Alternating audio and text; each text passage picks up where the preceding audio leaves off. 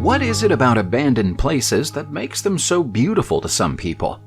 Is it the memory of what used to be there? Or is it the strange sensation of seeing a place that was once so full of life crumbling away to nothing and returning to nature? It's difficult to say, but that feeling of fascination is one that many of us know well. You might even find yourself feeling it as you watch this video. The Berry College campus in Rome, Georgia, has been many things over the years. It's been used as a movie set, and today you'll find a wildlife sanctuary on its grounds. But if you trace its history back far enough, you'll find that it was once a mill, and all of the milling hardware is still there. That includes the beautiful old wooden wheel. Berry College campus is so named because it was built as a retreat in the mountains by Martha Berry, who wanted a sanctuary where she could be alone and read her Bible. She eventually got talking to local youths and realized that they were illiterate and ignorant of the outside world, so she began hosting Sunday school classes. The mill was added shortly afterwards. She continued to live there until she died, long after which her former home was used as a set in the Reese Witherspoon movie Sweet Home Alabama. The old mill is still technically open to the public, so we suppose it isn't truly abandoned. But nobody's called it home since Martha passed away. There's over a century of history within these 28,000 acres of land, and it's mostly the work of one woman. There are abandoned military facilities all over Europe. We've done whole videos on them in the past, but one of the most striking is the former NATO SATCOM facility in Schoonhoven, which is in the Netherlands. This abandoned military site, complete with its still-standing radar dome, was once one of the most crucial speech and data transfer centers in Europe. You can probably tell from looking at these images that the facility was built during the 1970s. Back then, its job was to support the regional headquarter Allied forces of Northern Europe.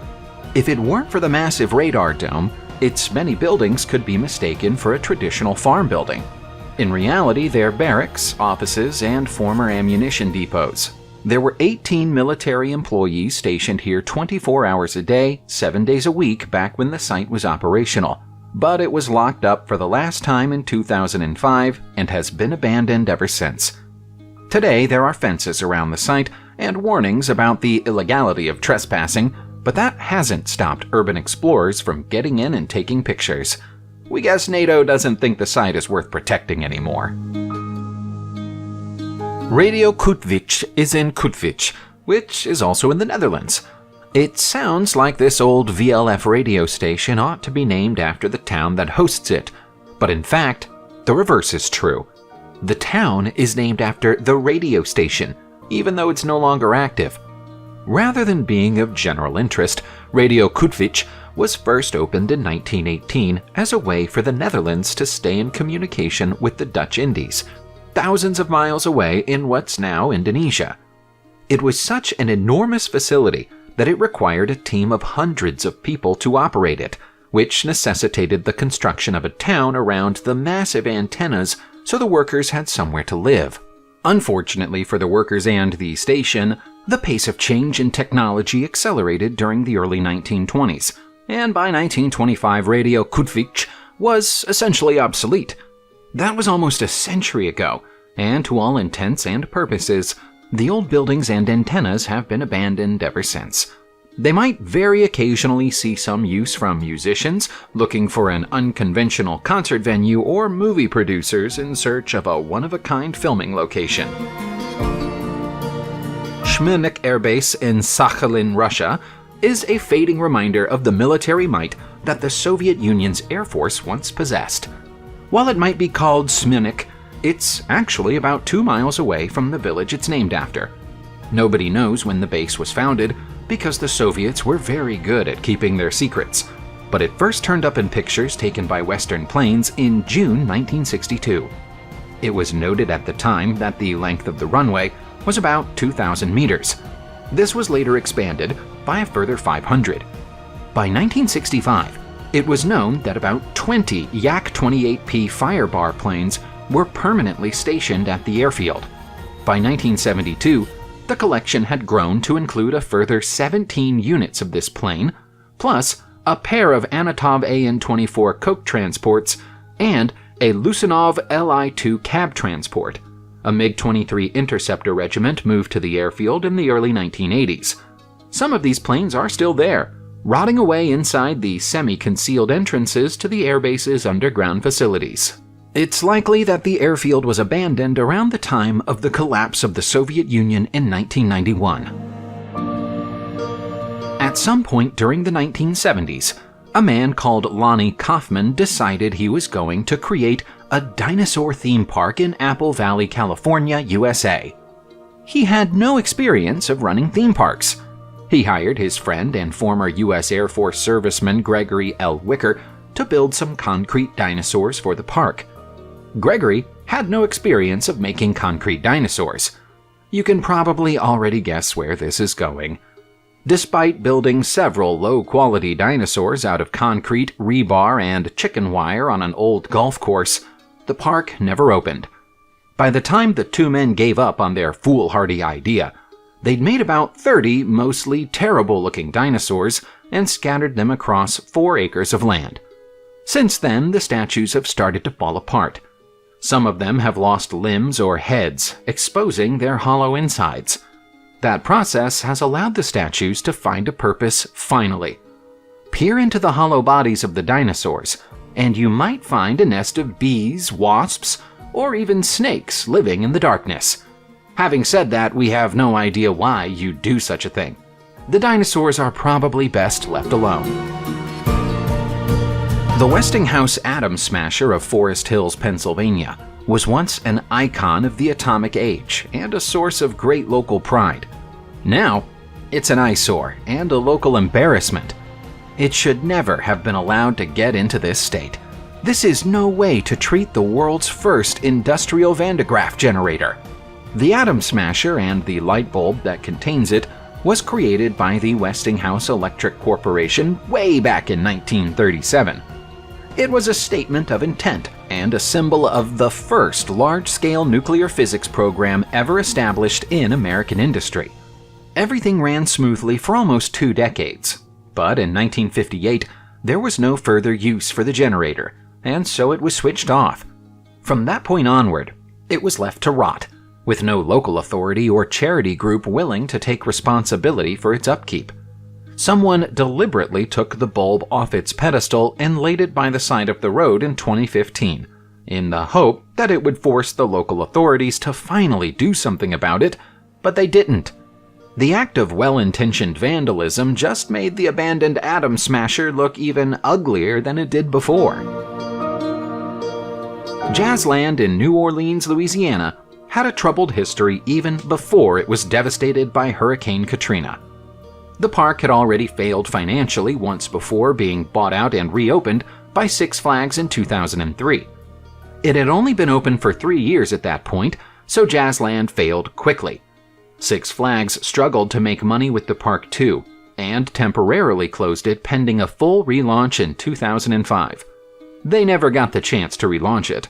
Hurricane Katrina struck on August 29th that year and flooded the park, causing millions of dollars worth of damage. Having lost money on buying the park and also having sunk a further $20 million into it since then on upgrades without seeing a return, Six Flags decided enough was enough. They weren't willing to spend any more money, and so the park remained closed. It's still closed now. It's been scheduled for demolition for several years, but the wrecker balls have yet to move in.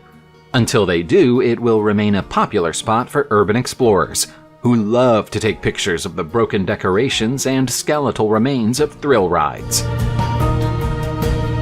Essex County Jail in Newark, New Jersey, USA, remained in use for over a century. It was built in 1837 and closed in 1970. By that time, it was the oldest surviving government building in the United States of America.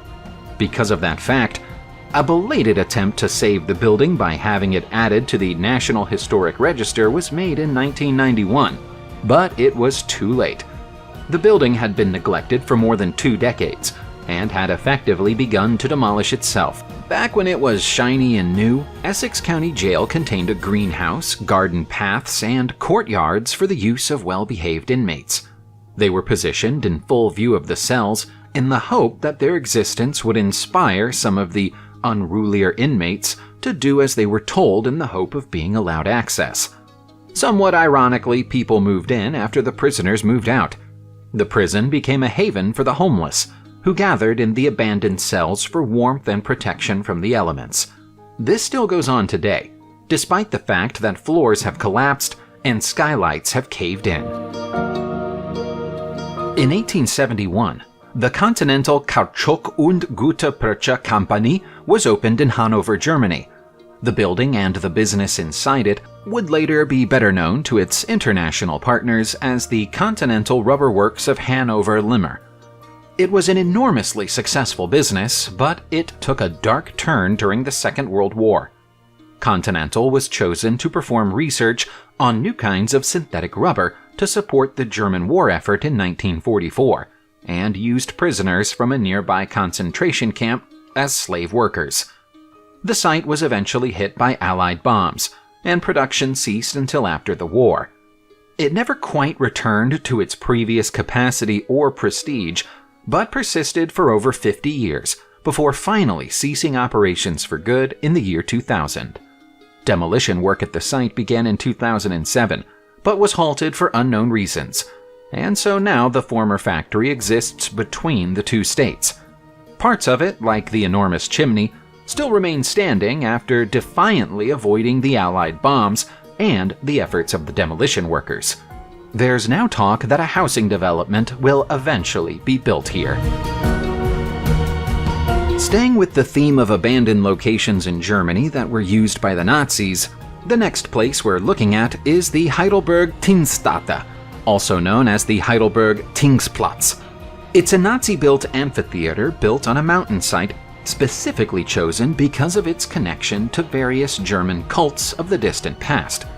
Creating the amphitheater was a pet project of Joseph Goebbels, who imagined himself standing on the stage delivering propaganda lectures to thousands of devoted followers. He intended to create up to 1,000 Thingstättes in Germany, all within or close to ancient monuments or places of natural beauty. He got as far as making 45 between 1934 and 1936, before giving up because the German people couldn't be persuaded to take an interest in them. 20,000 people turned up to listen to Goebbels on the Heidelberg Thingstätte's opening day, but numbers for subsequent speakers dropped off dramatically. It was quickly turned into a public park and remains classed as one to this day, albeit not one that people often visit. There isn't much interest in Nazi tourism in Germany. We're heading to another prison now, but one that was very different to Essex County Jail. This is Eastern State Penitentiary in Philadelphia, Pennsylvania, USA. It was the first prison facility in the world to bear the name Penitentiary, and was supposed to be humane. Instead, it drove its inmates literally insane.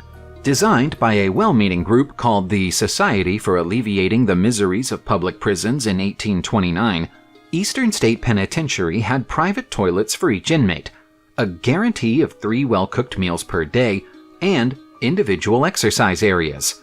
The cells even had skylights, so the wisdom of God might shine down on the people in the cells. It might sound like paradise, but all this comparative luxury came with a catch. Each prisoner was kept in solitary confinement. They ate and exercised alone and weren't allowed to speak to anybody. That included the guards. They were allowed to read, but the only available book was the Bible. The guards went as far as wearing felt shoes to make their footsteps as quiet as possible.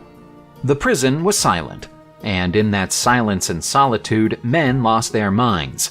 It was eventually turned into a more conventional prison until closing in 1971. There isn't a person living in Staten Island, New York, who doesn't know where the Staten Island boat graveyard is, and almost all of those who do know it think that it's an eyesore that the government should do something about. There are at least 30 abandoned tugboats rotting away on the Arthur Kill Waterway, and they've been there for years. They're the forgotten remnants of a fleet that was brought here to be broken up by the Whitty Marine Equipment Company. There were 200 of them at first, But the Whitty Marine Equipment Company ceased to exist before finishing the job, and nobody took over its work. Anything inside the ships that might have been valuable was removed years ago. By this point, even any scrap of potentially valuable or recyclable material has been torn away. The boats are little more than floating husks, and describing some of them as floating is generous. They've been left like this since 1990. The local authorities probably hope that the ships will eventually rot away altogether and solve the problem for them. And given time, it's likely that they will. Subscribe to the channel, turn on the notification bell, and enjoy watching new videos on my channel. Thanks for watching, and see you soon!